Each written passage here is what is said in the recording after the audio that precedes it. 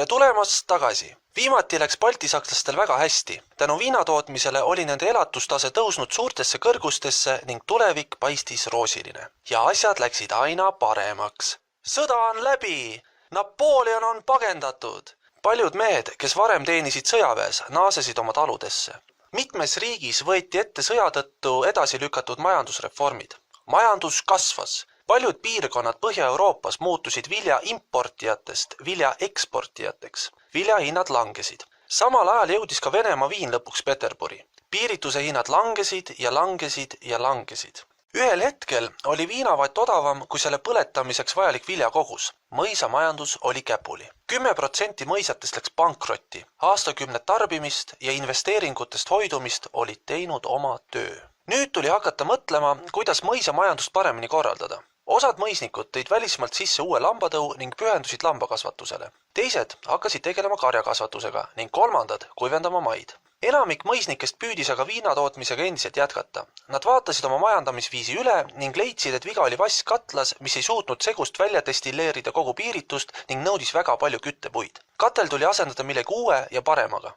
Välismaalt telliti kohale moodsad destilleerimisaparaadid. Kuna talupojad ei osanud nendega midagi peale hakata, pidid mõisnikud palkama ka vastavad meistrid. Uued seadmed olid palju efektiivsemad ja võimaldasid segust välja destilleerida puhast alkoholi. See tähendas seda, et transpordikulud kahanesid 2 korda. Selle asemel, et vedada 2 koormatäit 50% viina, võis kohale viia 1 koormatäie piiritust. Kes seal on? Guten Tag! Onu, käisin reisil välismaa ning seal tehakse viina sellest uuest Ameerika taimest. Selle nimi on kartoffel. 1 hektarilt saab sellest 4 korda rohkem viina teha kui viljast. 1830. aastatest hakati Eestis suuremas koguses kartulit kasvatama, peamiselt viina tootmiseks. Teravili jäi viina põletamise toorainena ikkagi domineerima. Juba 1830. aastate keskpaigaks olid pooltes viinaköökides sisse seatud uued aparaadid. Tõusis ka nõudlus.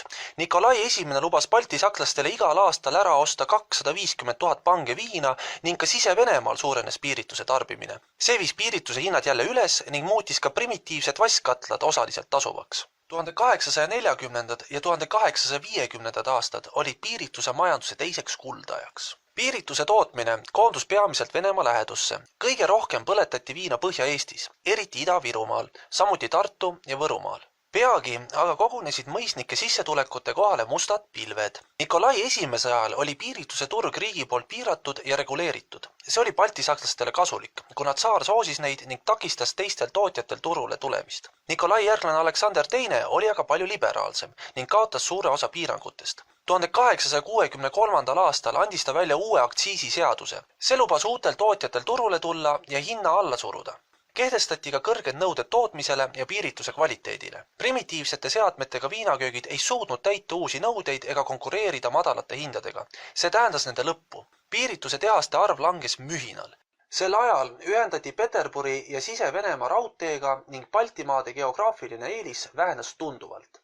Nüüd tuli baltisakslastel konkureerida kogu Venemaa piirituse tootjatega. Ja konkurents oli karm. Väiksed viinaköögid läksid pankrotti ning nende omanikud hakkasid tegelema põllumajandusega.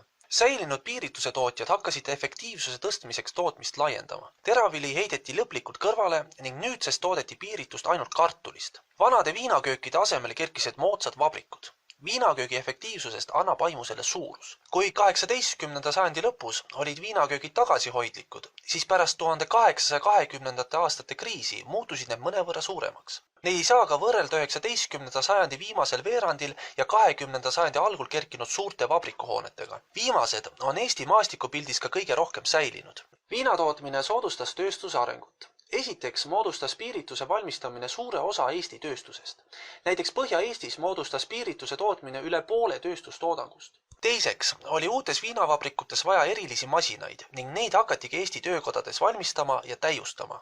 Kui kohalikud vabrikud olid seadmetega varustatud, hakati Eesti destilleerimisaparaate eksportima ka Venemaale. Nii sai alguse Eesti masinatööstus. Viinaköökide suurus ja toodangu maht aina kasvas. See aga tähendas, et Eestisse jäi aina vähem ruumi teiste vabrikute jaoks. 1899. aastal oli alles kõigest 249 viinavabrikut, kuid nende poolt toodetud piirituse hulk ületas kõik eelnevad ja järgnevad tootmismahud. 36,6 miljonit liitrit piiritust aastas. See on suurim piirituse kogus, mida Eestis on kunagi toodetud. See oli 20 korda rohkem piiritust, kui tolleaegses Põhja-Eestis aastas tarbiti ning üle 3 korra rohkem, kui tarbitakse aasta jooksul tänapäeva Eestis. 19. sajandi lõpus toimus riigi alkoholipoliitikas taaskord suur muudatus. Venemaa ühiskond muutus aina keerulisemaks. Tsaari valitsuse haldussuutlikkus ei jõudnud sellega sammu pidada ja riik kaotas saamata jäänud maksutuluna suuri summasid. Üritati välja mõelda lihtne viis, millega saaks maksustada võimalikult palju inimesi, suurendamata ametnike arvu. Kuidas seda teha? Viina müües. Viin oli paljudes elanikkonna kihtides nõutud kaup ning kui riik ostaks ära kogu impeeriumis toodetud viina ja müüks seda vahelt kasuga edasi, saaks sellest korralikku tulu. Sel moel ei tule kindlaks määrata inimeste sissetulekuid ega karistada maksuvõlglasi. Inimesed tulevad ise kohale viina osta. Viina hinna sees on aga kopsakas kasumiprotsent. See süsteem oli edukas ning peagi moodustas viina müümises saadav tulu 1/4 Vene impeeriumi eelarve tuludest. Riiklik viinamonopol laienes Eesti territooriumile aastal 1900. Piirituse tootmine muutus stabiilsemaks, kuna riik ostis ära kogu toodangu ning enam ei tulnud turustamise pärast muretseda. Varsti algas aga Esimene maailmasõda, millele järgnes revolutsioon. Venemaal tulid võimule kommunistid ja Eesti sai iseseisvaks. Jepie! Iseseisvas Eestis võeti kõik baltisakslastele kuulunud piirituse vabrikud riigi kätte ning kehtestati riigi piirituse tootmise monopol. Tsaari Venemaa eeskujul täitis suurt osa Eesti Vabariigi eelarvest alkoholimüügis saadav raha. Piirituse müümise tulud moodustasid riigi eelarve tuludest kuni 15%. Eesti piirituse tööstuse võimsus ületas kohaliku elanikkonna viina tarbimise mitmekordselt. Seetõttu oli riik huvitatud piirituse ekspordist. Piirituse tehasseid oli vaja käigus hoida ka selleks, et kasutada ära kohalike kartulikasvatajate toodang. Keegi aga ei tahtnud enam Eestis toodetud piiritust osta. Kommunistlik Venemaa ei soovinud seda teha ning kui oleks soovinud, siis tõenäoliselt poleks selleks jätkunud raha. Lääne-Euroopa jaoks oli Eesti piiritus liiga kallis ning Soome alkoholituristide aeg ei olnud veel käes. Õigupoolest oli Soomes alates 1919. aastast kehtestatud kuiv seadus, mis keelas alkohoolsete jookide müügi. See oli aga Soome jaoks katastroof. Kuiva seaduse ajal kasvas alkoholi joomine Soomes mitmekordselt.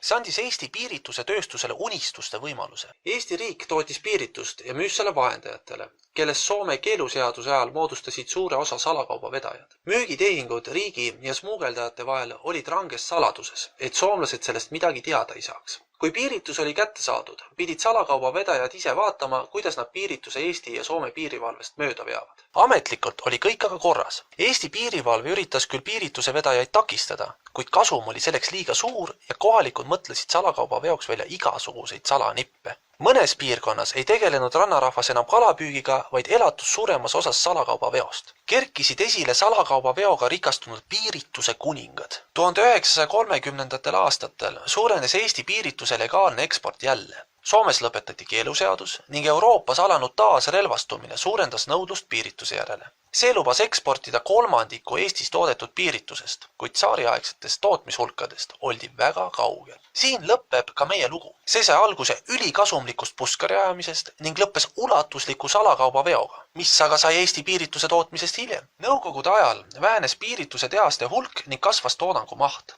1980. aastatel olid alles ainult mõned moodsad tehased, mis tootsid üle 20 miljoni liitri piiritust aastas. Taas iseseisvunud Eestis likvideeriti viimased tehased ning alkohoolseid jooke hakati valmistama imporditud piiritusest. Täname Mooste viinavabrikut võimaluse eest teha video nii põneval teemal. Järgmisel nädalal räägime sellest, kuidas eestlased ja sakslased võitlesid eestlaste ja venelaste vastu. Kui teile see video meeldis ja soovite meid edaspidigi näha, siis aidake Oskaril kasvada. Parim viis selleks on laikida meie Facebooki lehekülge.